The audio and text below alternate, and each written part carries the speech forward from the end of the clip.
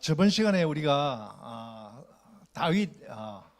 다윗하고 하나님 마음하고 이제 좀 이렇게 비춰봤는데, 어찌 보면 다 아시는 이야기지만, 그리고 또 어떻게 보면 또 새로운 각도도 될 수 있으니까 여러분들 피드백을 좀 받았으면 좋겠다는 생각이 좀 들고요. 그 다음에 할 것은 뭐냐면 정말 구약 성경의 큰 부분을 차지하고 머리 아픈 부분입니다. 그래서 그거를 내용 전체를 따지기보다는 그 다음에 그 속에서 있는 우리가 읽어야 될 하나님 마음이나 이런 거를 이런 측면에서 한번 좀 찾아봤으면 좋겠다는 생각에서 오늘 준비를 했는데요. 잠시 기도하고 시작하겠습니다. 하나님 아버지, 참으로 감사합니다. 우리가 평신도 성경 묵상 나눔이라는 제목으로 지금 10주차 우리가 같이 토론을 하고 있습니다. 그래서 특별히 구약 내용들이 너무나 많고 복잡해서 1시간 반에 이렇게 요약하기가 쉽지 않습니다. 주님께서 우리 마음을 열어주시고 정말 주님이 그 성경을 통해서 우리에게 말씀하시고자 하는 그 교훈을 잘 받아서 우리 삶에 적용할 수 있도록 도와주시옵소서. 감사드리며 우리 주 예수 그리스도 이름으로 기도드립니다. 아멘. 자, 오늘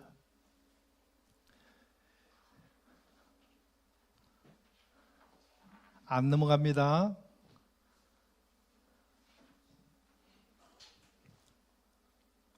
안 넘어갑니다. 안 넘어가요.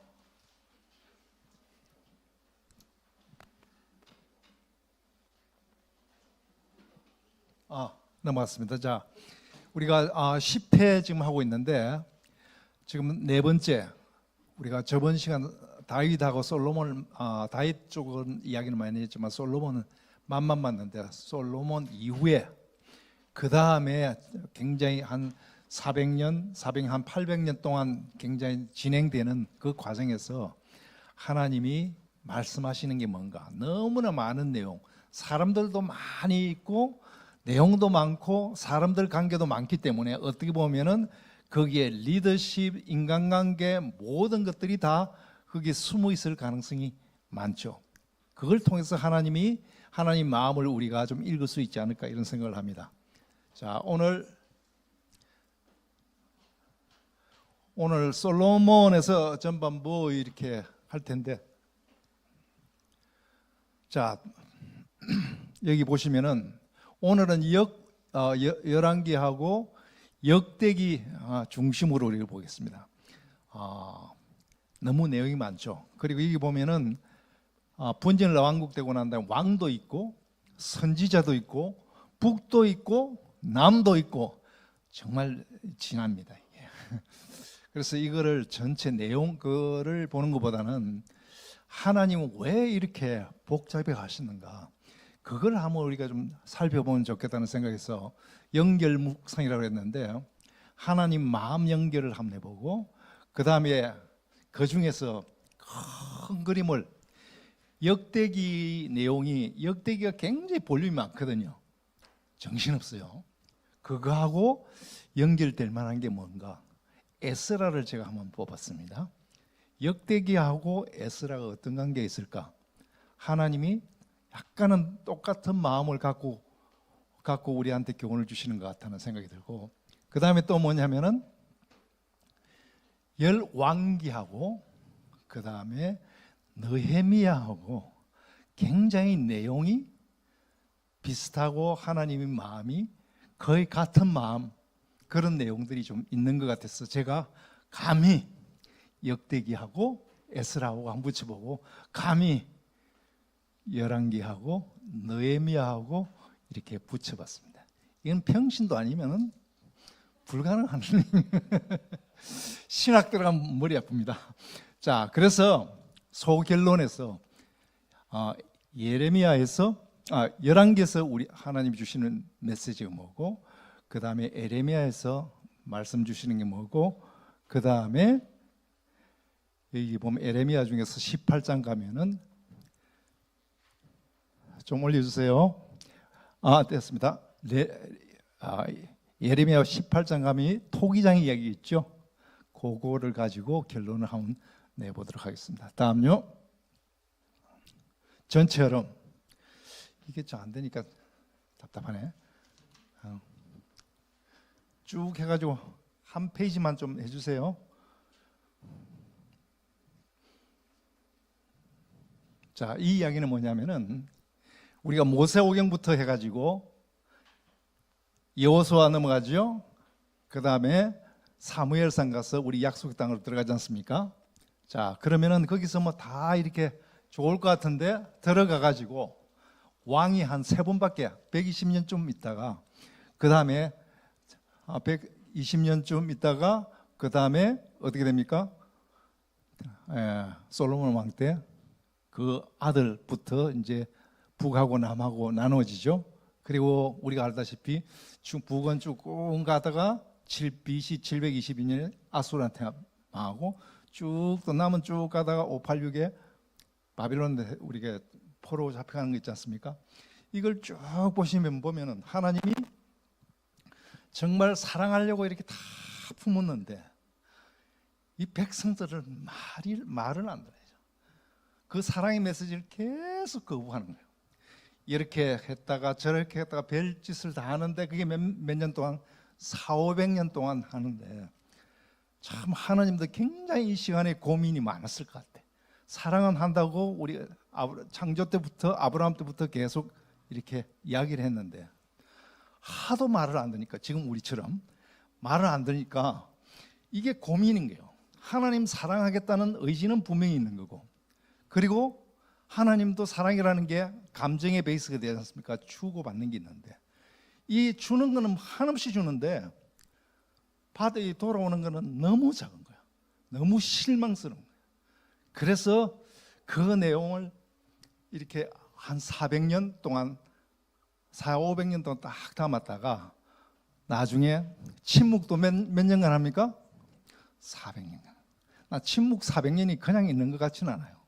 그 전에 하나님이 굉장히 이런저런 생각을 많이 하셔가지고 이렇게 반응할 거로 기대를 했는데 끝까지 그렇게 반응하는 사람은 숫자가 많지 않았다. 자, 그리고 나서 400년 동안 다 하나님 생각하시다가 우리한테 결론적으로 해결책을 제시한 게 뭡니까? 바로 십자가죠.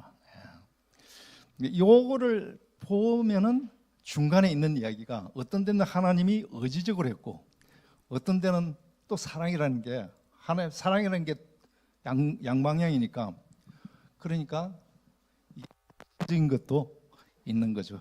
이 이야기를 제 생각에는 잘 보셔야 이 많은 볼륨이 이게 이해가 되지 않을까 저는 개인적으로 그렇게 생각합니다. 그 다음에 구약 30권 위치 저번에 했죠. 그래서 이거는 빨리빨리 가겠습니다. 39권이 어디쯤 있는데 위치를 지금 대충 저번에 했으니까요. 모세오경부터 말라기까지입니다. 근데 오늘은 뭘 집중해서 볼 거냐 하면 바로 왕상하고 또 왕하하고 그 다음에 조금 뒤에 가서 예레미야하고 예레미야 애가를 같은 묶음으로 한번 볼 겁니다. 나중에 왜 묶는지를 나중에 한번 보시면 알 겁니다. 그 다음에 대상하고 역대상하고 역대하하고 에스라 있죠. 이거하고 같은 묶음으로 묶습니다. 이렇게 묶다 보니까 이 많은 내용이 간단해지는 거예요. 나는 그게 너무 기쁜 거예요. 너무 복잡하면 이렇게 머리가 쥐가 나는데 간단하게 하나님의 사랑 메시지가 하겠다는 의지가 하나님의 의지가 있고 언약이 있고 그리고 또 반응하는 백성들을 따라서 어떤 때는 열도 받으시다가 하는 내용들이 이 400~500년 동안에 여러 각도에서 이야기를 하는 걸 볼 수가 있습니다. 또 오늘 어디 하느냐 하면은 이것도 똑같이 이야기를 합니다. 저번 시간 했으니까요. 이게 구약 전부 다죠. 구약 스토리죠. 저번에 한 거 기억나시죠? 근데 오늘은 어디를 하느냐? 열왕기하고 역대기 중심으로 이야기를 하고 열왕기하고 역대기 중심을 하다 보니까 걸리는 건 뭡니까? 선지서입니다. 선지서인데 4개의 긴 대선지서가 있고 12개의 작은 소선지서가 있죠. 이거 다 같이 들어가면 어떻게 됩니까? 머리 지납니다. 진짜 머리 아픕니다. 그런데 열왕기하고 역대기하고 이렇게 묶어서 보면은 어찌 보면 굉장히 간단한 메시지일 수도 있겠다는 그런 평신도의 생각이 드는 거죠. 자, 그래서 그 뒤는 예언이 있고 나중에 침묵도 400년 동안 침묵하시는 이유가 있다, 이런 생각이 듭니다. 자, 열왕기하고 역대기입니다. 자, 첫 번째, 열왕기상, 열왕기하 몇 장일까요? 47장입니다. 엄청 많죠. 역대기, 역대하는 몇 장일까요? 66장이다. 이 두 개 하면 120장입니다. 구약이 이 두 개만 쫙 빼도 우리 모세오경 다시 빼고 요거 딱 빼고 나면 별로 구약이 남는 거 없습니다. 다 했습니다. 그러면 구약 거의 다 간 겁니다. 그래서 열왕기, 왜 하나님이 이렇게 복잡한 열왕기 상하, 역대기 상하를 이렇게 볼 때마다 정신없고 이름도 헷갈리고 정말 그 이야기가 그 이야기 같고 왜 반복해서 하실까? 이유가 있을 것 같죠? 자, 그런데 여기서 잘 한번 보십시오. 여러분들은 이거는 생각 못 하셨지 않았을까 싶습니다.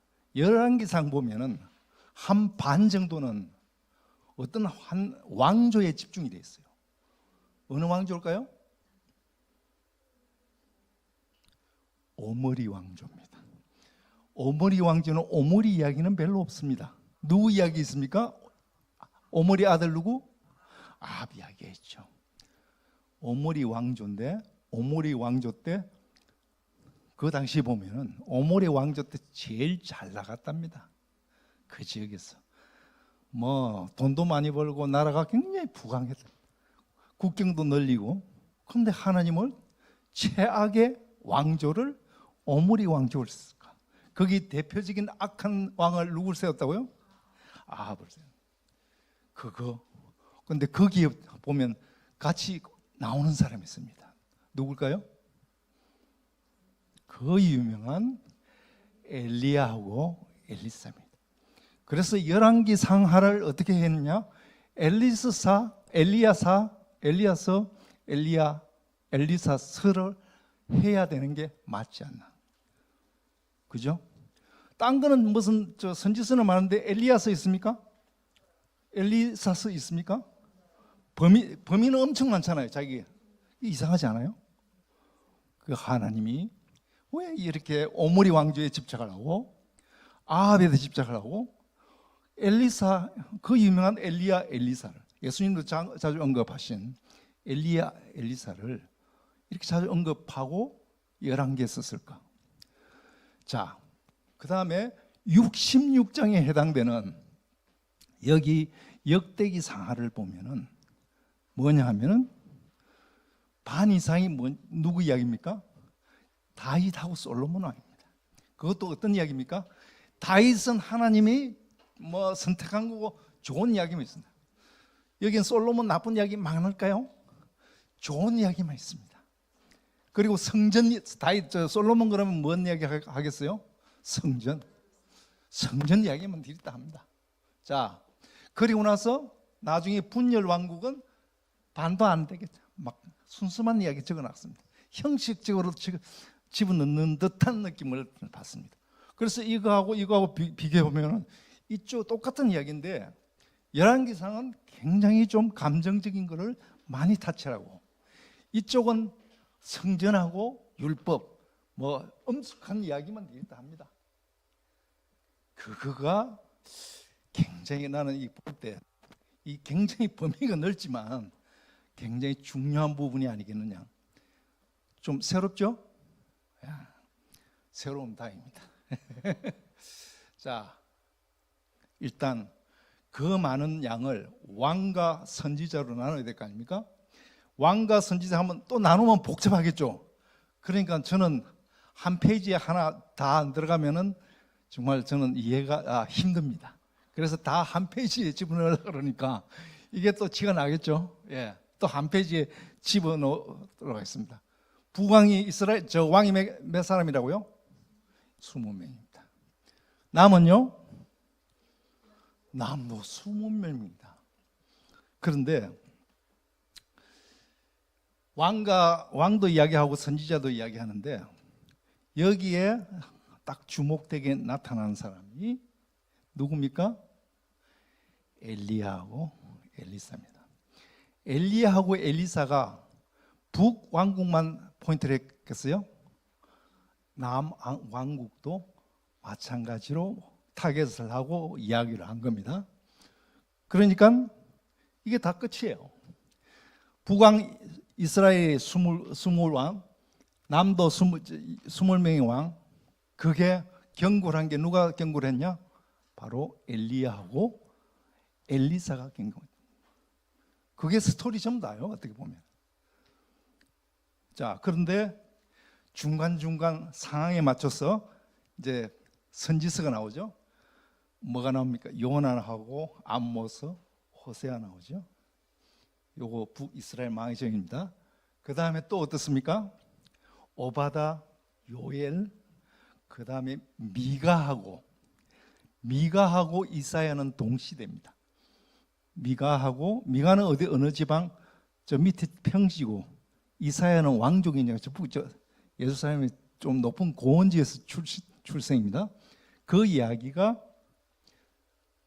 저기 나옵니다. 그런데 이제 경고하고 난 다음에 나타나는 결과가 뭡니까? 북은 누구한테 잡혀가죠? 아수르한테 잡혀가는 이야기가 쫙 나옵니다. 그러니까 북은 없어졌겠죠? 그 다음에 유다를 통해서 야, 북 이렇게 혼났으니까 너 정신 똑바로 차려요. 그런데 안 합니다. 그러니까 어떻게 합니까? 또 이제 냅니다. 다니엘, 그 다음에 또 뭡니까? 나훔, 스바냐, 하박국 있죠. 그 다음 다니엘 다음에 예레미야 있습니다.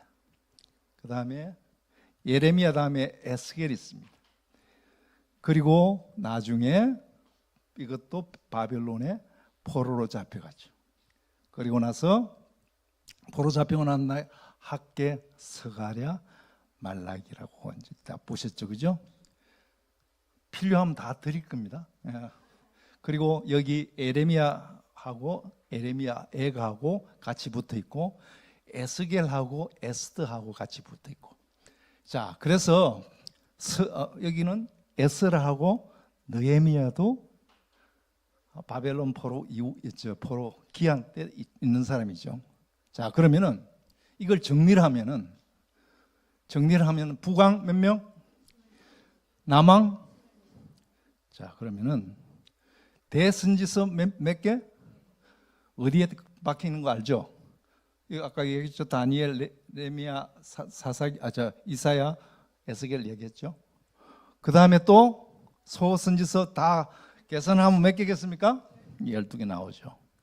자, 그런데 우리가 잘 생각을 해야 되는 게 이렇게 엘리야가 엘리사가 큰 역할을 했는데 엘리사 있습니까? 엘리야스 있습니까?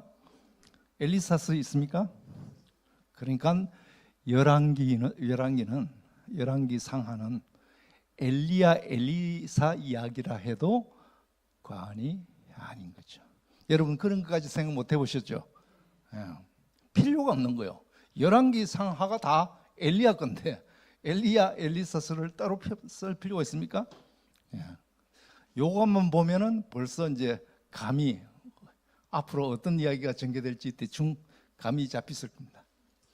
자, 왕을 보면은 또 왕을 따로 보니까 북이스라엘 솔로몬 이후에 북하고 남하고 나눠졌죠. 여로보암, 르호보암 이렇게 나눠졌는데 거기부터 드디어 엘리야, 엘리사 이야기가 쫙 나옵니다. 그 다음에 북쪽은 누구를 집중해서 이야기를 하냐면 바로 오므리 왕조인 아합 이야기를 합니다. 아합 이야기 복잡하지 않습니까, 여러분? 그거 보고 잘 이해가 됩니까? 자세히 아마 이 성경이나 이쪽도 보면은 쉽지 않게 공부를 하셨을 겁니다.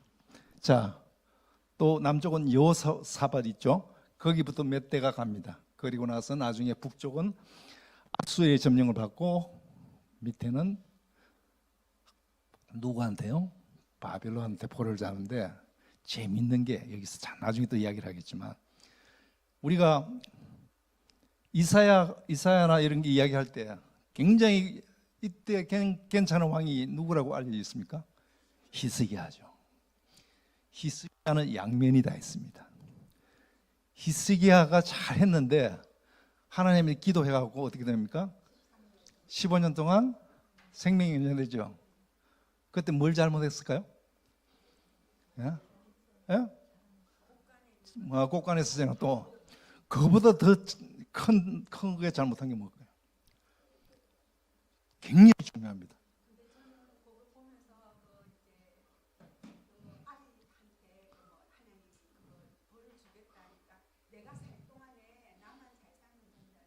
그거 있죠. 가장 큰 게 뭡니까? 자식 교육 잘못한 거예요. 15년 동안. 근데 여기는 하나님이 은혜 받은 15년 동안 살려줬는데 얼마나 귀했는지 개판으로 키운 거예요. 누가요? 히스기야. 그 아들 이름이 뭘까요? 므낫세. 므낫세는 엘리야하고 엘리사가 경고한 거 하지 말라는 거 전부 다 했어요. 최악의 왕입니다. 최악의 왕이라는 걸 성경에 있습니다. 안 찾아봐서 그렇지. 있습니다. 그래서 이 므낫세 때문에 나중에 하나님이 하나님께서는 어떻게 해야 합니까? 므낫세 너 때문에 나는 바벨론 포로 하는 거 포기 안 한다. 그 정도로 열받. 하나님이 열받으면 무섭습니다. 그런데 우리는 너무 사랑의 하나님만 찾는 게 아니에요. 약 보면은 진짜 하나님은 균형 잡게 이렇게 한다는 것을 충분히 볼 수가 있습니다. 오므리 왕족을 말씀드렸죠. 오므리 왕조는 아주 잘 나갔습니다. 굉장히 세상적으로 부강했었습니다. 자, 이 사람도 구테타 비슷하게 하고 정권을 잡았거든요. 그런데 정권을 잡았는데 이 국제 정치를 잘합니다. 딱 보니까 어떻게 합니까? 자기보다 더 센 나라가 하나 있습니다. 어디입니까? 페니키아라는 데가 있습니다. 시돈하고 두로라는 데가 있죠. 거기 해양 국가입니다. 무역을 해갖고 돈을 많이 법니다. 이 사람들을 어부해야 되겠는데, 그러니까 오므리가 나중에 그쪽 베니게 나와 있죠. 베니게 여기는 시돈하고 두로가 중심인 이쪽 나라들하고 좋은 관계를 유지하고자 합니다. 그리고 오므리 때 남쪽 유다의 왕이 바로 아사 왕입니다. 대비를 딱 합니다. 오므리가 자식이 많습니다. 첫째 자식이 아합이 자식이 많습니다. 첫째 아들이 아합입니다. 자, 아합을 키웠는데 이 보니 국제 정치를 보니까 자기 나라도 좀 확장을 좀 해야 되겠어요. 그렇게 하니까 우리 교회사에서 배운 게 뭡니까? 결혼 정책이죠. 누구를? 저쪽에 아합하고 대조되는 게 또 뭡니까? 유다는 여호사밧이 있죠. 아합하고 누구하고 결혼을 시킵니까? 그 유명한 이세벨하고. 자, 저 두로하고 시돈에 있는 그 베니게 왕국은 바보입니까? 자기 딸을 시집 보낼 때는 뭔 조건이 있었겠죠. 자, 조건이 무엇일까요? 자, 그럼 다시 이야기할게요. 두로하고 시돈은 어느 종교의 중심지입니까? 바알 종교의 아주 바알과 아세라상의 아주 오리지널 터죠. 거기에 바알 종교가 국교입니다. 그죠? 자, 그쪽에 있는 딸이 이세벨이라는 사람이 이제 아합하고 결혼을 딱 했는데 결혼 계약서 갖고 왔겠죠. 뭘요? 그 나라 종교는 내가 마음대로 한다. 이세벨이겠죠. 그런 거 성경에 나왔습니까? 안 나왔습니다. 근데 쭉 보면은 감이 잡히죠. 자, 그런데 하나님의 입장에서는 어떻습니까? 이놈들 봐라, 이놈들 봐라. 자, 아합하고 이세벨 결혼을 합니다. 그리고 아들을 낳습니다. 아하시아라고 나오는데, 우리가 여기 참 공부하기 힘든 게 뭐냐면은 아시아가 한두 명이 아닙니다. 남쪽에도 아시아가 있습니다. 그것도 왕이. 그래서 애는 북쪽입니다. 아시아 북쪽에 있는. 근데 나중에 엘리야를 만나고 이 사람이 결국은 아시아가 죽습니다. 그리고 둘째 아들인 여호람. 이게 또 힘든 게 성경에 여호람도 또 많습니다. 근데 그거보다 또 더 골치 아픈 게 여호람이라 그랬다가 또 뭐라고? 요람이라 그랬다 가지고 우리 같은 사람 평신도 보면은 지나는 거지 이게. 그죠? 근데 요람하고 여호람은 같은 이야기입니다. 그죠? 자, 여호람이 이제 그다음에 그리고 나서 그 여동생인 아달랴 들어보셨죠? 이 여자들은 잘 알아요. 여자들은 아달랴가 등장을 쫙 합니다. 자, 이때 아달랴는 또 어떻게 저쪽 남쪽에 있는 여호사밧의 여호람, S입니다. 이거는 S는 사우스입니다. 여호람하고 결혼을 시킵니다. 자, 그러니까 복잡하죠. 그러니까 물론 여호람은 나중에 아달랴 말고 다른 저쪽 시돈 사람 아닌 사람하고 물론 결혼을 합니다.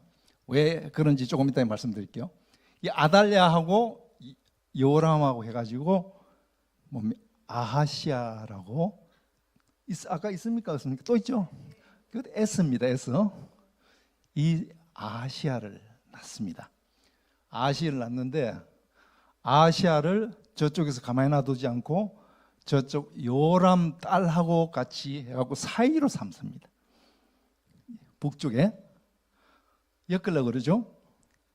그런데 하나님이 어떻게 하냐면은 하나님이 아시아는 또 누구하고 다른 여자하고 이게 이쪽 두루 사람 아닌 딴 사람하고 결혼을 합니다. 그런데 이때 뭐가 등장하냐면은 바로 예후가 등장합니다. 예후라고 들어보셨죠? 왜 예후를 등장시킵니까? 이놈들 싸그리 다 제거하려고 하나님이 예후를 딱 등장시킵니다. 예후를 등장시켜 갖고 누구를 죽이냐면은 아달랴하고 여호람의 아들인 아시아를 살해를 합니다.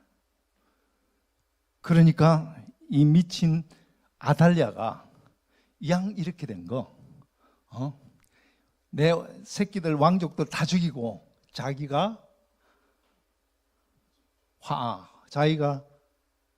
정권을 잡겠다고 자기 밑에 새끼들 다 죽입니다. 미친 애죠. 그래서 이걸 보고 이 요람하고 다른 왕비하고 해서 낳은 남쪽에 있는 아시아 이복 누나가 있습니다. 보니까 이 사람은 유다 사람 아닙니까? 유다 왕족을 유지해야 될 거 아니에요. 굉장히 중요한 이야기죠. 그래서 1살짜리 아시아 그 아들인 1살짜리 요아스를 데리고 도망을 갑니다. 성경에서 본 것 같죠? 어디서는 보셨을 거예요. 도망을 가가지고 요아스 1살짜리가 나중에 20살 돼가지고 나중에 왕이 됩니다. 근데 그 역할을 또 누가 하느냐면은 아까 빼다른 그 아하스 누나 있죠? 이 사람이 결혼을 합니다. 누구랑? 아마 들어보셨는지. 제사장 여호야다랍니다. 이 사람은 굉장히 개혁을 많이 했습니다. 근데 이 사람은 뭘 했냐? 첫 번째, 저 하나 죽여야 될 사람이 남은 사람이 누굽니까? 아달랴죠. 어떻게 하냐면 제사장 여호다는 아달랴를 일단 제거를 합니다. 그 다음에 또 뭘 했까? 20살 된 자기 베단 조카 요아스를 드디어 왕으로 세웁니다. 자, 이렇게 하면은 좀 스토리가 잘 된 것 같은데 예수님이 여기 대해서 말씀하시는 게 있습니다. 뭘까요? 예수님이 여기 대해서 말씀하시는 게 좀 이상하지, 그죠? 마태복음 23장에 보면은 자, 제사장 여호야다가 요아스가 왕에 등극하게 했지 않습니까? 이제 제사장 여호야다 나이에 들어갖고 죽습니다. 자기 아들이 스가랴가 제사장이 됩니다. 스가랴라고 하면 어디서 들어본 사람이에요, 그죠? 스가랴가 여호와스가 처음에 왕이 돼서 잘 하다가 또 이게 너무 넘어가 버려요, 그죠? 건방을 떨어요. 그래가지고 지적하는데 어떻게 했느냐? 바로 제사장 뜰에서 스가랴를 어떻게든 죽입니다. 그거 하나님 굉장히 충격을 먹겠죠? 그러니까 마태복음 23장에 보면 뭔 이야기가 나오냐면은 그 가인의 죄하고 제사장을 뜰에서 죽인 스가랴, 그게 몇 장인가 하면은 한번 찾아볼까요? 마태복음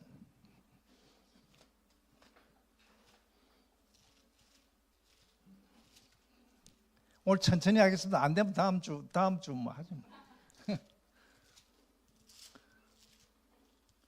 23장 35절 같이 한번 읽어보겠습니다. 23장. 이 23장은 어디쯤 됩니까? 성전 무너뜨리기 전에 예언하기 바로 직전에 이제 말씀하신 겁니다. 23장 35절 같이 읽습니다. 그러므로 의인 아벨의 피로부터 성전과 제단 사이에 너희가 죽인 바라가의 아들 사가랴의 피까지 땅에서 흘린 피로 온 의가, 사가랴가 사가랴가 여호와다냐 뭐 이런 신학적인 이야기인데 거의 맞는 것 같습니다. 그런데 그건 따질 필요 없습니다. 그러니까 예수님이 얘기하시는 건 이런 사건이 있었다는 것을 말씀을 하시는 거죠. 자, 여기까지를 경계를 하고 경고하고 한 사람이 누굽니까? 누굴까요? 왕상 17장부터 16장 끝부분부터 왕상, 그 다음에 왕하 13장까지는 누구 이야기가 있겠습니까? 여기 경고하는 사람이 누구겠습니까? 바로 엘리야하고 엘리사입니다. 이제 조금 연결이 좀 되시죠? 말이 됩니까? 자다.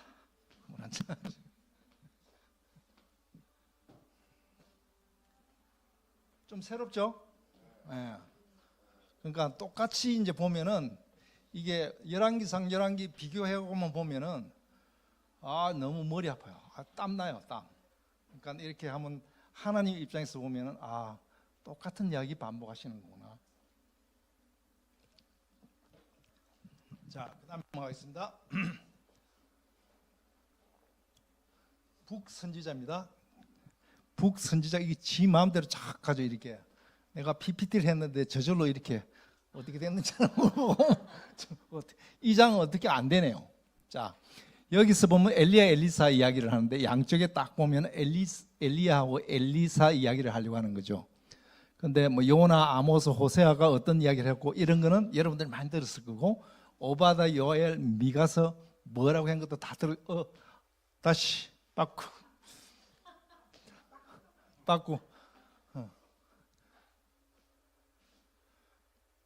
엘리야 엘리사를 좀 이야기를 좀 해야 되는데, 다음 페이지, 그 전에 페이지 PPT 말고 그냥 10개만 해주세요.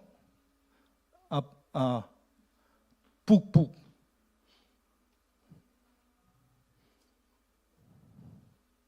선지자 남 말고 북 바로 앞에 제일 끝에 스탑. 엘리야 엘리사 오른쪽에 보시면은 예수님 예표입니다. 엘리사는 누구 예표라 그럽니까? 세례 요한 이야기를 하죠. 근데 엘리야는 지금 가장 급한 게 뭡니까? 바알이 국가 종교가 됐어요. 여호와가 국가 종교가 아니라 이제 바뀌었습니다. 왜? 이세벨 때문에. 이건 하나님은 용서가 안 되는 거 아닙니까? 그죠? 그냥 이세벨이 있다는 이게 중요한 게 아니라, 그래서 뭔 이야기를 합니까? 하나님이 바알하고 전쟁하는 이야기를 거기다 굉장히 길게, 그것도 길게 하지 않습니까? 그게 뭐냐면은, 아니 이놈 이스라엘이 내가 어떻게 키운 건데 여기 종교가, 국가 종교가 바뀌어? 엄청 열받으셨겠죠. 엘리사는 여기 보시면은 생명 살리는 이야기들이 많이 있습니다. 그리고 바알과 대결할 때 그 장면들 아주 상세하게 나오죠. 그리고 엘리야가 도망하는 데가 어디입니까? 이스라엘입니까? 시내산도 그렇지만 나중에 어디까지 합니까? 이방 지역까지 갑니다. 그러니까 자기들이, 백성들이 숨겨줘야 될 거 아니에요, 그죠? 근데 숨겨줄 사람이 많지 않았다는 얘기죠. 근데 이방 지역까지 갈 수밖에 없는 근데 그걸 보면서 하나님은 어떻게 생각하겠습니까? 얘들 봐라, 그러지 않을까?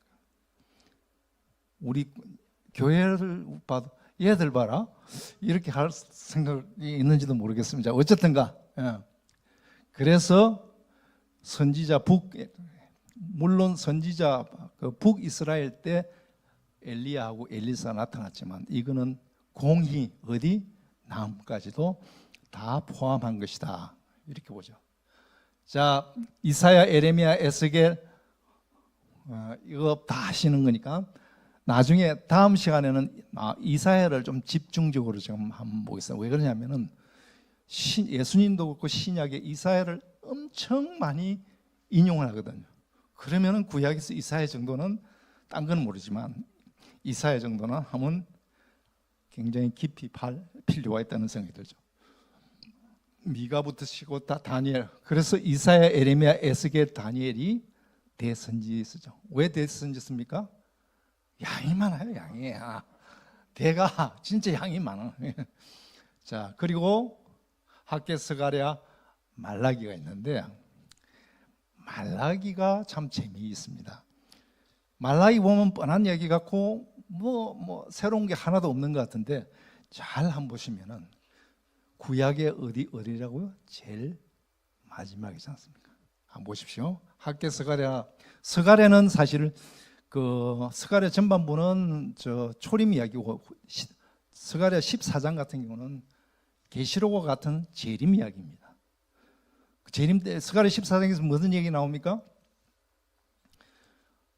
예수님 언제 재림하실지는 연수는 몰라. 근데 계절은 알아. 언제요? 초막절, 장막절이 온다는 거죠. 그거는 14장에 분명히 있습니다. 자, 말라기 한번 들어갑니다. 말라기 때 보면은 하나님하고 말라기하고 주고받고 하는 이야기가 나옵니다. 약간 말다툼 비슷한. 자, 기대에 못 미치는 회복이다. 돌아와서 너희들 하는 거 보면은 정말 실망이다, 이런 얘기죠. 하나님이 굉장히 감정이 메말라 갑니다. 그리고 마지막이라고 해서 하나님이 직접 말씀을 많이, 여기처럼 많이 한 말씀도 없어요. 비중이 55절 중에서 47절을 그렇게 했다 그러니까 이거는 제가 체크 안 해봤습니다. 이게 또 뭐냐면은 이 잘못된 게 다 내가 잘못한 게 아니라 이 모든 것이 너 잘못이다, 이렇게 이야기를 합니다. 그리고 말라기 4장에 딱 보면은 그 4장 6절에 그 유명한 엘리야 보낸다고 했잖아요. 그럼 엘리야 보내고 신약에 가면서는 또 이 세례 요한이 오고 정말 잘 만든다고 생각하지만 그 끝부분에 엘리야 끝 말고 막 그 다음에 마지막 절에 보면은 하나님이 저주 이야기를 합니다. 넌 제대로 안 오면은 너 내가 칠 거야. 이게 구약의 마지막이에요. 사랑 이야기 중요한데 구약의 마지막이 말라기인데 말라기 마지막에 4장의 끝부분이 잘못하면은 저주. 그 이야기는 뭐냐면 나중에 남는 자가 대다수다 소수다. 예, 잘 생각해 보셔야 됩니다. 자, 그리고 나서 400년간 침묵하는데 침묵할 때 다 이유가 있을 거예요. 생각이 많을 것 같아요. 네. 자, 그리고 하나님의 마음 연결 한번 해보겠습니다. 자, 우리는 상세하게는 안 들어가지만 큰 그림을 좀 열왕기 아까 봤죠. 열받는 이야기, 감정적인 게 많으시죠, 그죠? 그리고 저쪽에 가면은 느헤미야 가면은 바벨론 포로 가기 전으로 해서 예레미야 울기도 하고 또 사기꾼 그 선지자가 와가지고 금방 회복된다고 이야기하고 자기는 70년까지 절대 안 된다고 하고 잡혀가고 막 굉장히 고통을 많이 받지 않습니까? 그거 보면은 하나님 마음하고 굉장히 비슷한 게 많습니다. 그 열왕기하고 느헤미야하고는 하나님 감정 이야기가 굉장히 많이 있습니다. 거기 보면은 여기서 보면은 여러분들 이제 신학자들이 이제 이런 걸 해야 되겠죠. 혹시 저자가 동일이 아니냐? 그죠?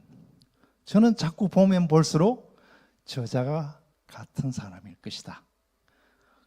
그런 거를 또 딴 데서 찾아보지 않았겠습니까? 근데 그런 설도 상당히 많더라고. 정확하게는 모르지만 나는 굉장히 맞는 것 같아요. 어쨌든 간에 그는 뭐냐면 여기는 회개 강조입니다. 하나님이 너 정말 돌아서라 이야기를 수백 번 합니다. 또 한편으로는 뭡니까? 역대기 보면은 역대기 보고 또 에스라 보면은 뭐 이야기만 성전, 율법, 말씀, 약간은 형식적이지만 하나님의 언약 이런 거 많이 나오죠. 거기도 저자가 동일할 가능성이 많죠. 실제로 보면 이거는 학자들이 거의 동일하다고 이야기하는 사람이 많습니다. 여기는 뭘 강조합니까? 회복. 바벨론 갔어도 돌아왔어. 빨리 회복하라. 이 이야기가 핵심입니다. 자, 우리가 열왕기하고 역대기를 하고 좀 글자가 좀 작아서 그런데 제가 한번 읽어드릴게요. 열왕기는 400~500년의 역사입니다.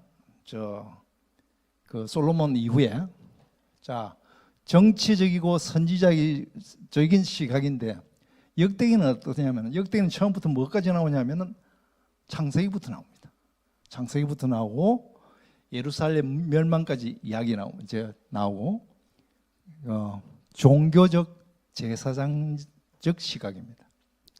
그런데 열왕기는 세 번째 보면은 뭐만 하냐면은 열왕기는 남북 가리지 않고 잘못하는 사람들 적나라하게 이야기를 합니다. 그런데 역대기 잘 보시면은 북 이야기 거의 없습니다. 개판친 거 거의 없습니다. 뭐만 했어요? 남유다만 한 것만 합니다. 다윗의 왕조라고 이게 자꾸 남유다만 합니다.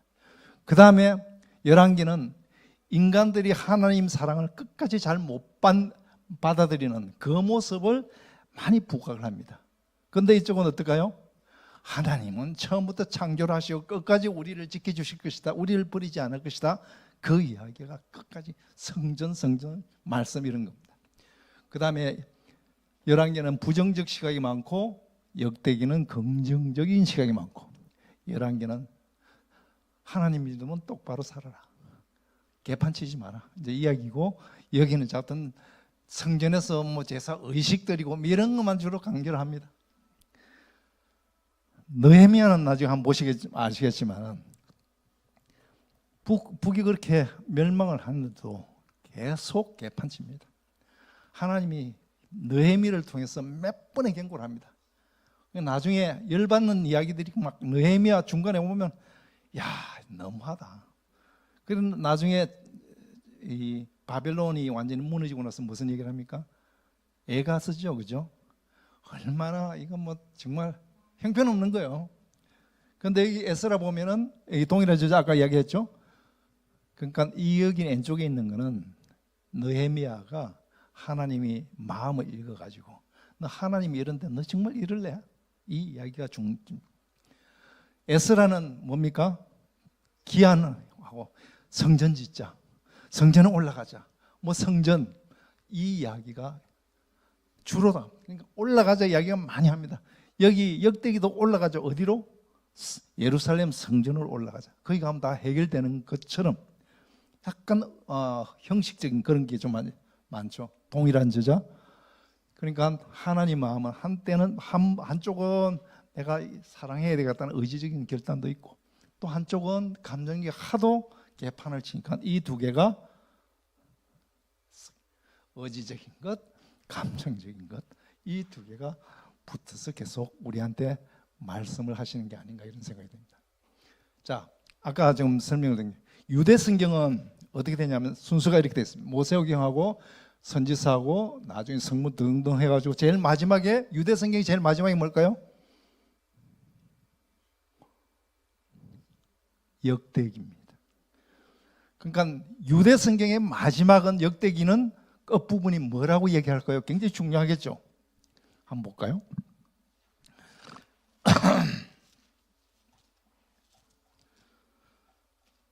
역대기 제일 끝부분의 끝장을 한번 읽어보겠습니다. 710페이지 좀 있습니다. 역대하 36장에 있습니다. 36장 22절 같이 한번 읽어볼까요? 710페이지 좀 있습니다. 시작. 바사왕골에서 하였지 말하노니 하늘이신 여호와께서 세상 만국을 내게 주셨고 나에게 명령하여 유다 예루살렘의 성전을 건축하라 하셨나니 너희 중에 거의 백성된 자는 다 올라갈지어다. 너희 하나님 여호와께서 함께 하시기를 원하. 제일 끝에 보면 원어로 보면 올라가자. 올라갈지어다. 어디로? 성전으로.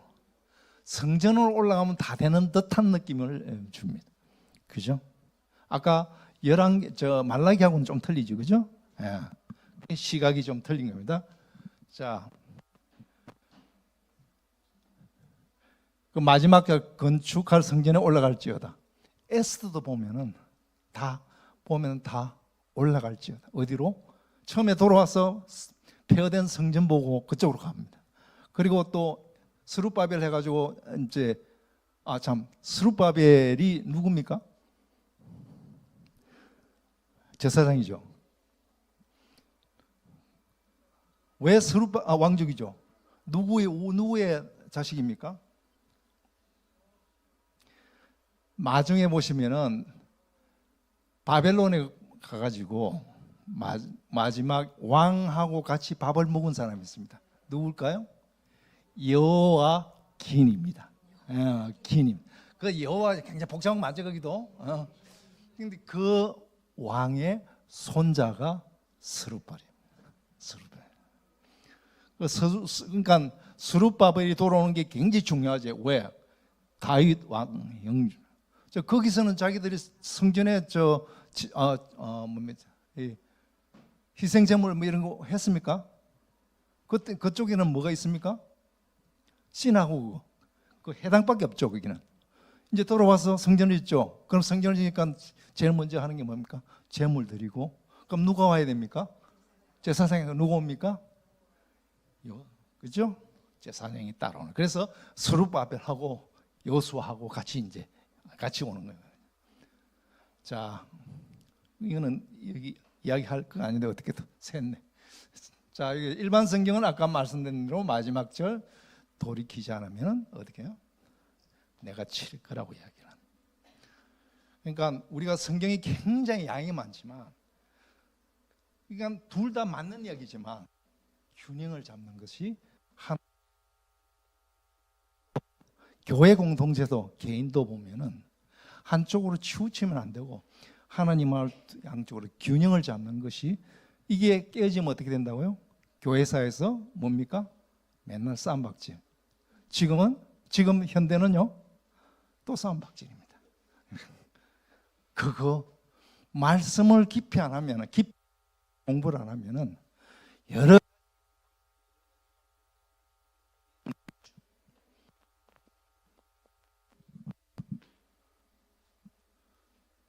역대기가 에스라입니다. 여기는 아까도 똑같은 이제 이야기를 반복했으니까 이거는 빨리 가겠습니다. 역대기, 역대기 요 밑에만 한번 보겠습니다. 초대왕 사울 언급 최소화입니다. 그 다음에 다윗하고 사울과의 갈등, 그쪽은 여기는 무시합니다. 밧세바 우리아 언급이 없습니다. 감이 잡히죠, 그죠? 압살롬 반역 있습니까, 없습니까? 없습니다. 솔로몬 성전을 건축을 더 강조를 하겠죠. 남유다 왕 다 좋았습니까? 좋은 왕 6명만 딱 이렇게 느낌이 오죠, 그죠? 예. 근데 그런 거를 보고 성경을 보면은 조금 하나님의 입장에서 이해가 되실 겁니다. 자, 머나세하고, 하나님이 역대기 보면은, 역대기를 한번 보겠습니다. 역대기 33장을 한번 보겠습니다. 역대하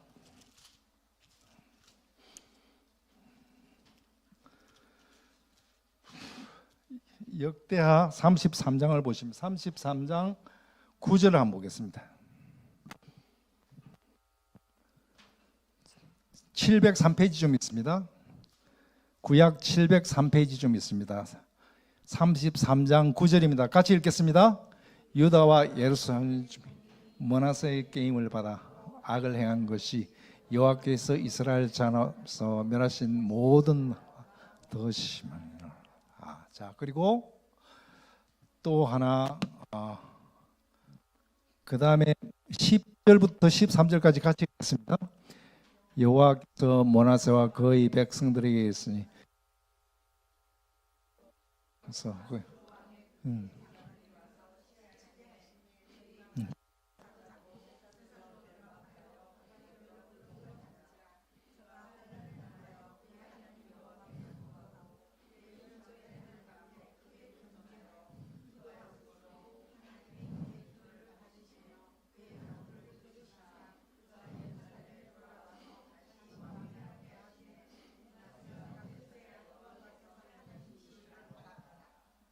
자, 여기 보면은 머나세가 나쁜 짓은 했지만 뭘 했다고 그럽니까? 회개했다. 이 회개했다는 이야기가 열왕기상에 있겠습니까? 없어야 맞겠죠. 없습니다. 신기하죠. 그 대신 열왕기는 뭐라고 했냐? 열왕기 하 23절, 열왕기 하를 한번 보겠습니다. 이거는 진짜 여러분들 양쪽을 다 보시고 본인 묵상을 한번 하셔야 됩니다. 열왕기 하 23장 25절.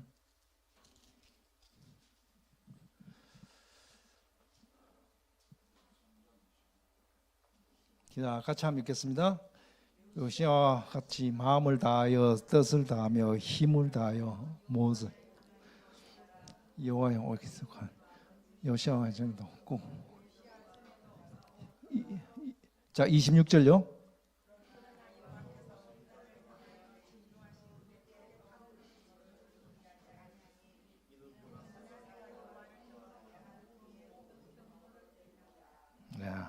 자, 이거는 누구 이야기입니까?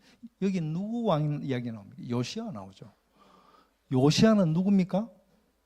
머나세의 손녀입니다. 요시아가 뭘 했습니까? 성전에서 모세오경 신명기를 찾아가고 개혁을 했지 않습니까? 요시아가 엄청 칭찬을 지금 받아야 되는 그것이 지금 장입니다. 그죠? 23장에 안 보세요?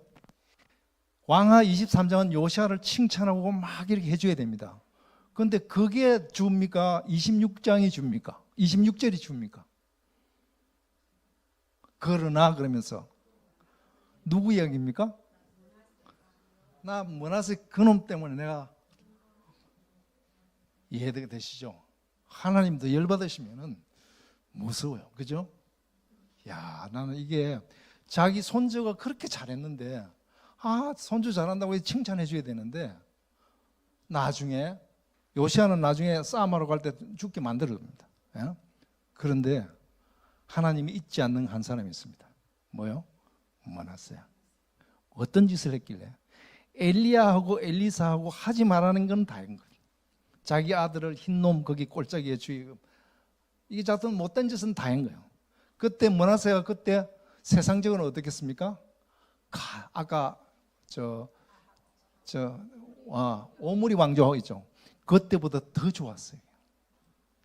세상. 그런데 우리는 세상만 좋으면 모든 것이 하나님이 은혜라고 이야기를 하는데 엄청난 경고죠.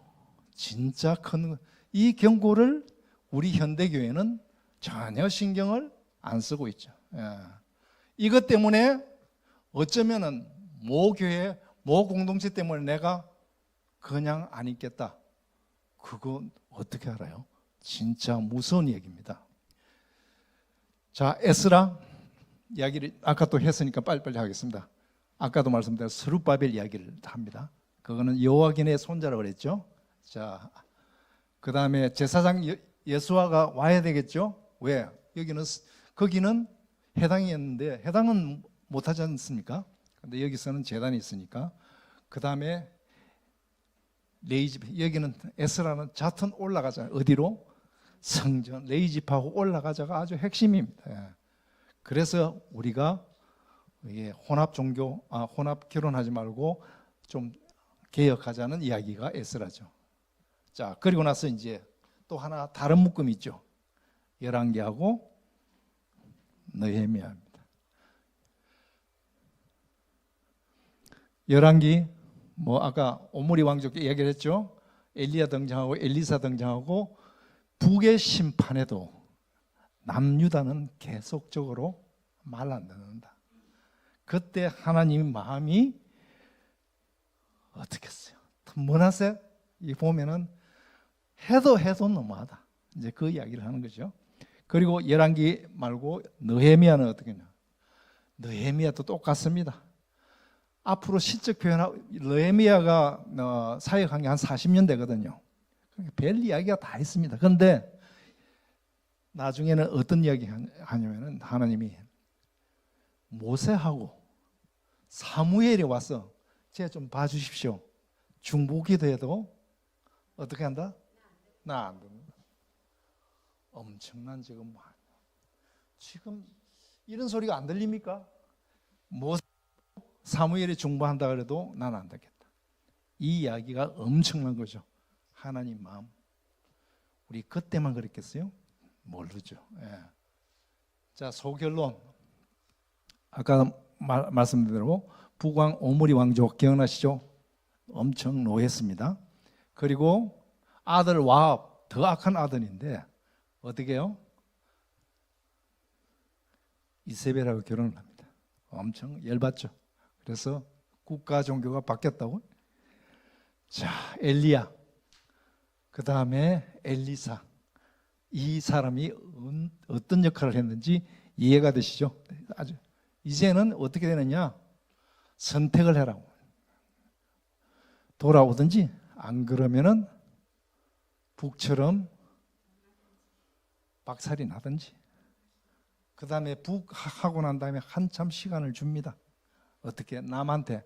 남은 다윗의 후손이고 하니까 준데 하나님은 그 시간 동안 뭐가 쌓여갑니까?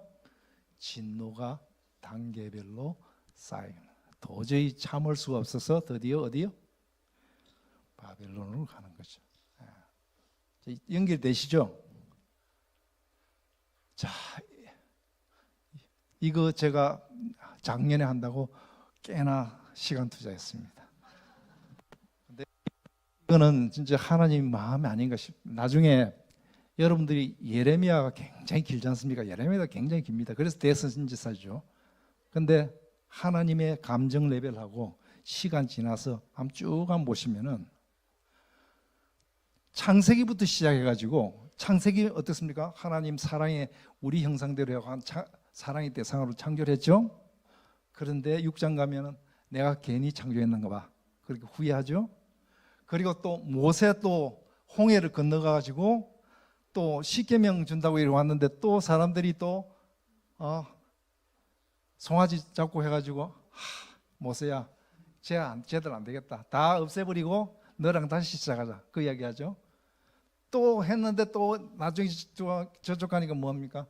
왕 요구합니다. 그죠? 진짜 그러니까 나중에 일방적으로 다윗한테 내가 그냥 다윗이 잘해서 한 것보다도 내가 다윗한테 그냥 이렇게 언약을 하겠다고 사무엘하 7장에 다윗하고 이야기를 하죠. 자, 이 지나고 나서 이제 솔로몬이 개판을 치니까 하나님이 내가 다윗을 너 아버지를 봐서 당대 너 때는 안 할게. 그렇지만 다음 때 북을 만들어 가지고 너희들 남 정신 차리도록 할게. 그런데 여로보암 하니까 어떻습니까? 더 성전 가지고 개판을 칩니다. 예루살렘 성전 와야 되는데 중간에 북에다가 자기들이 마음대로 성전 지어 가지고 바알 개판 칩니다. 하나님 또 열받습니다. 점점 분노가 축적이 됩니다. 그래서 북을 완전히 망가뜨렸습니다. 그런데 이제 나중에 보시면은 이사야를 보시면은 이렇게 혼돈이지만 나중에 위로하는 것도 위로의 이야기도 나오죠. 자, 그러면 예레미야를 보시면은 예레미야는 너무 늦었다. 너무했다. 너희들 진짜 너무했다. 응? 그런데 마지막 기회 줄게. 마지막 기회 줄게. 왕하를 보시면은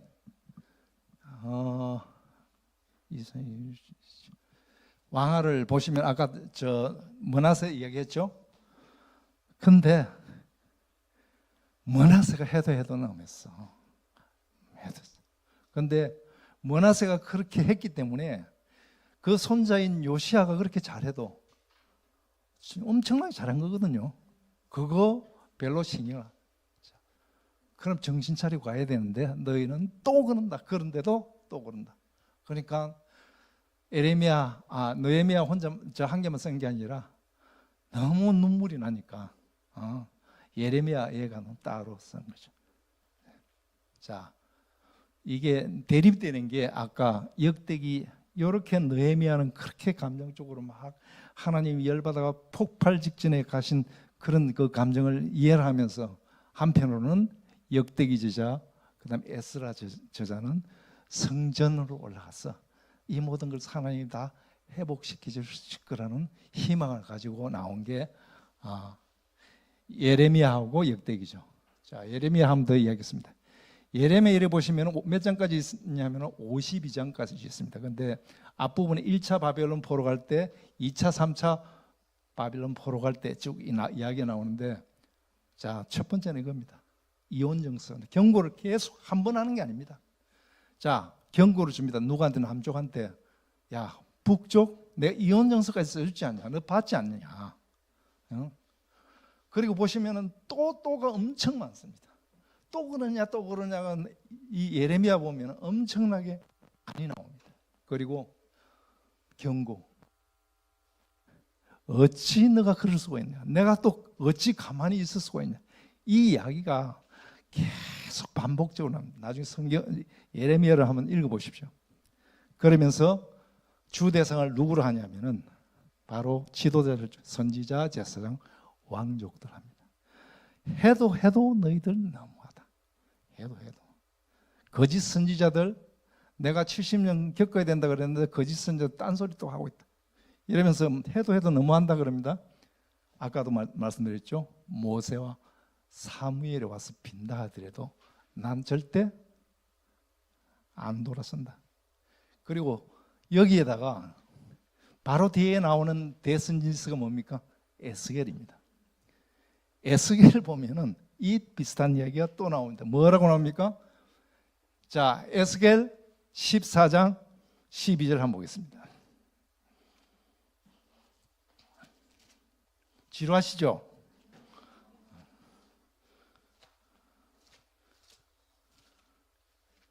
에스겔 14장 12절 한번 읽겠습니다. 자, 12절 14절까지 한번 같이 읽겠습니다. 1168페이지 4장 12절에서 14절 시작. 여호와의 말씀이 또 내게 임하여 이르시되 인제야 가령 어떤 나라가 불법을 하여 내게 범죄함으로 내가 손을 그 위에서 펴서 그 의지하는 양식을 끊어 기근을 내려 사람다가 짐승 끊다. 비록 노아, 다니엘, 욥 이 세 사람이 거기에 있을지라도 그들이 자기 공의로 자기의 생명만 건지라 주인 주고. 자, 이거 보세요. 하나님은 여기 가면 에스겔 가면은 누가 와도 노아하고 다니엘하고 욥이 그 속에 있어도 걔들만 그렇지 그 자식도 내가 안 돌본다. 무섭죠. 한쪽으로 가면은 굉장히 부드럽게 대하시는데 한쪽으로 반복해서 말을 안 들을 때는 하나님이 굉장히 무서운 이야기를 반복적으로 하십니다. 그럼에도 나중에는 예레미야는 남은 자 해갖고 메시아 이야기하고 새 언약 이야기를 하면서 예레미야는 그러니까 예레미야를 공부하고 싶지 않습니까? 예레미야는 좀 볼 필요가 있어요. 하나님 마음 볼 때는 진짜. 자, 그리고 예레미야 중에서 제 생각에서 가장 핵심되는 구절이 18장에 있는 토기장이입니다. 같이 한번 제가 여기 써놨습니다. 18장 1절에서 12절 좀 길지만은 천천히 한번 생각하면서 읽겠습니다.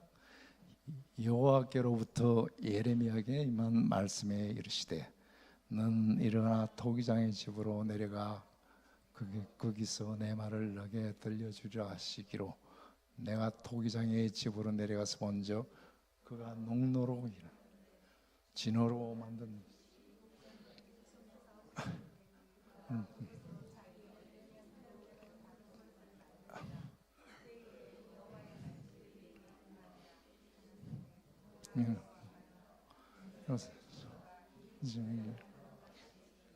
너희를 하지 못하겠느냐 이스라엘 조상아 너희가 내 손에 있느니라. 내가 어느 민족이나 국가를 뽑거나 부수거나 멸할 만일 내가 말한 그 민족이 그의 악에서 돌이키면 내가 그에게 내가 생각하였던 재앙에 대해서 뜰을 돋기고 민족이나 국가를 건설할 수 있다. 만일 그들이 나보기에 악한 것을 행하고 내 목소리 청정하지 아니하면은 내가 그에게 했던 악한 복에 대하여 뜻을 돌이키리라. 그러므로 이제 유다 사람들 예루살렘에 말해 여호와의 말씀해 보라. 내가 너희에게 재앙을 내리며 개체을 너희는 각기 악한 길에서 돌이키며 너희 길과 행위를 아름답게 하라 하셨다. 그러나 그들이 말하는 이는 어떠니 우리는 우리의 계획대로 행하며 우리는 각기 악한 마음 또 하나님이 얼마나 열받겠어요. 지금 이게 그때만 해당될까요? 요거 믿는 사람한테 이야기할까요? 믿지 않은 사람한테 이야기할까요? 참 이게 머리가 아픕니다. 머리가 아픕니다. 우리가 믿는다는 사람의 책임이라고 지금 생각이 됩니다. 자, 이거를 이제 제가 마무리를 하겠습니다. 하나님 마음, 열왕기, 그다음에 역대하, 느헤미야, 에가하고 에스라까지 한번 쫙 이렇게 보면은 이제 여러분들 이 제목만 봐도 대충 감이 오시죠.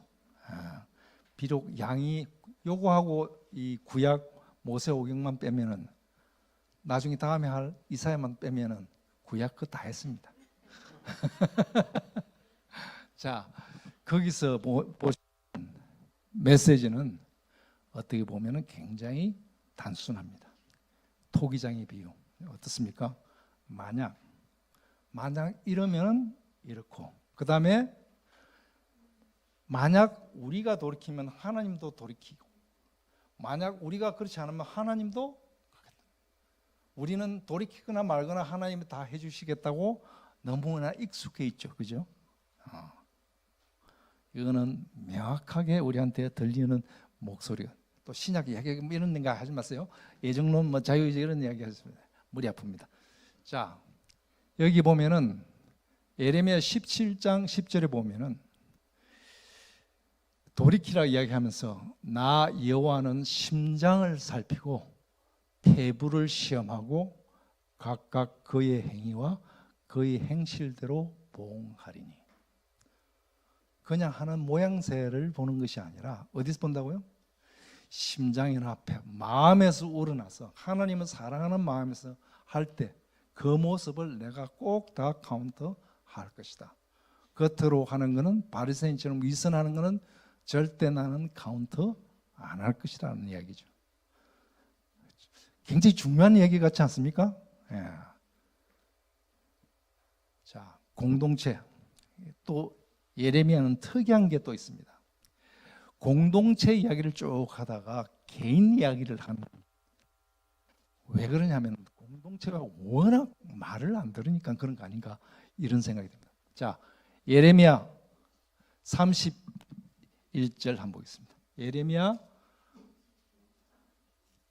31장 예레미야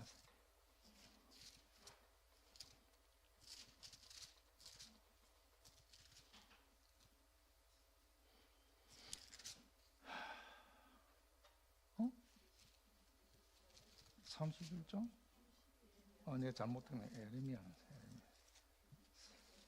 에스겔 지금 찾고 있습니다. 예레미야 31, 20, 20. 자, 29절 같이 읽겠습니다. 그때 그들이 말하기를 다시는 아버지가 신포도를 먹었으며 아들이 이가 시지. 자,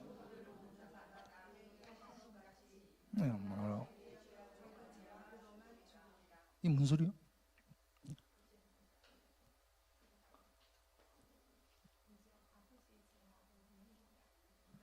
신명기 보면요 어떻게 나오냐면 이렇게 나옵니다.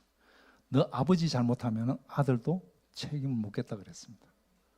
근데 예레미야 쭉 오면은 공동체가 개판을 치도 너무 개판을 치니까 하나님이 공동체 지금 찾기보다는 개인적으로 방향을 돌리는 것 같은 느낌이 확 듭니다. 우리가 좀 무섭죠, 그죠? 예. 그리고 신포도 먹는다고 거꾸로 이야기는 내 부모가 신앙이 좋아하고 높은 그런 신앙이 있어도 나하고 상관이 있다 없다?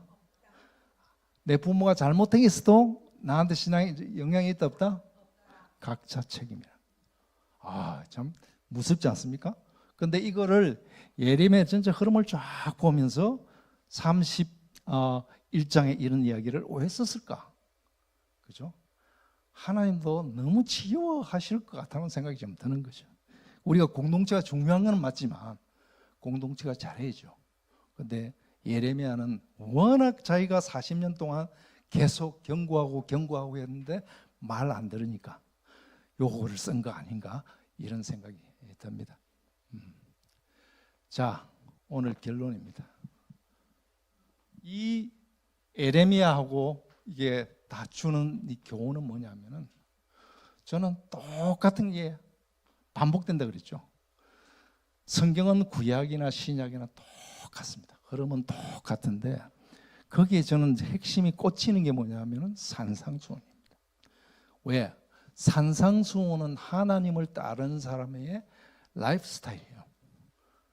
그거는 뭐냐? 피라미드 형태가 아니라 역피라미드 형태인 하나님 나라의 백성 위를 섬깁니다. 그죠? 그리고 산상수훈의 결론에 가면 7장 중반 가면 결론이 무슨 이야기 나옵니까? 좁은 문하고 좁은 길 하죠. 그리고 좁은 문 좁은 길 다음에 무슨 얘기 있습니까? 너희들 맨날 지도자 핑계대고 그러는데 지도자들 분별력은 누구 책임이다? 너 책임이다. 그러면서 또 무슨 얘기합니까? 너가 지금 교회 나오고 뭐 이렇게 했다고 예배드리고 했다고 내가 인정할 거 아니야? 뭔 이야기합니까? 주의 뜻을 행하지 않으면 나는 모른다 그랬거든. 그죠? 이 무서운 이야기하고 지금 에레미야 이 우리가 지금 오늘 본 내용하고는 똑같습니다. 이 내용이 구약 창세기부터 해서 계시록까지 쭉 그대로 가는 거죠. 저번에 처음 시간 기억나시죠? 성경은 어떻게 보면 단순하다. 성경은 너무나 명료하다. 그리고 성경은 항상 우리 삶에 적용이 가능하다. 근데 왜 잘 안 되느냐? 신학 가지고 또 무슨 단 해갖고 여기다가 이 해석을 다 포장을 하기 시작합니다. 근데 단순한 건데도 아닌가 하는 생각들이 여기저기서 나오죠. 왜? 신학 갖고 이렇게 듣고 포장을 듣고 등등 해가지고 단순하고 명료하고 적용 가능한 우리 말씀이 창세기부터 계시록까지 하시는 말씀이 위협받는 거 아닌가. 우리는 다시 그 많은 성경 내용들이 있지만 우리는 산상수훈 같은 핵심 내용을 가지면서 단순하게, 왜 단순하면 그 산상수훈의 핵심은 백성들은 팔복의 사람입니다. 그죠? 빛으로 살고 소금으로 사는 사람들. 답은 뻔하잖아요. 그걸 살면 됩니다. 그죠? 우선순위 바꿀 필요가 없는 거고. 그거 하는데 이것 갖고 계속 핑계를 대고 뭐 신학에다가 공동체에다가 교단에다가 뭔가를 다 한다. 모세와 사무엘이 와도 안 됐겠다고 얘기해요. 하실지도. 또 노아하고 다니엘하고 요업이 와도 나 그 소리 안 들을래. 이렇게 하면 어떡할 건가 하는 생각을 하면서 오늘 마치겠습니다. 어떻게 좀 새롭나요? 근데 이게 굉장히 내용이 머리 아픈 내용이지 않습니까? 자, 그러면은 제가 돌아다니는데 코멘트나 질문 같은 게 있으면 좀 해주시면. 어떻게 좀 말이 되는, 이건 걱정하지 마십시오. 이거는 평시도 먹으니까 좀 틀려도 괜찮습니다. 예?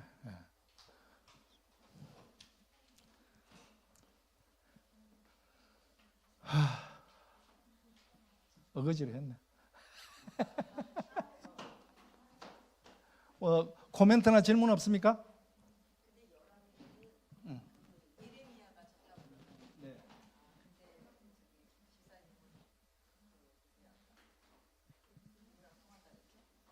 예레미야는 뭐요? 네네네. 예. 내가 느헤미야라고 그랬어요? 죄송합니다. 열왕기는 느헤미야. 네, 느헤미야라고 그랬어요? 예레미야. 죄송합니다. 뭐 미아가 많아가지고 제가 쓰는 것 아까도 지금 잠을 못 자고 글자 수정을 하는데 느헤미야하고 예레미야하고 막 헷갈려가지고 알아들으신 게 좋네요. 그러니까 더 질문이 없으면 다음에는 이사야를 한번 하고 싶고요. 그다음 말라기 쪽을 한번 좀 말라기 그게 왜 거기다 있는지. 그다음에 우리가 400년 동안 이거 좀 생각해봐야 될 거 아닙니까? 자, 우리가 400년 동안 있는데 우리 개신교 쪽은 구약 성경이 몇 개죠? 39권이죠. 가톨릭은요? 모르죠. 왜 우리만 넘어가면 다 몰랐네. 그런데 가톨릭은 7개가 더 있습니다. 그 침묵기에.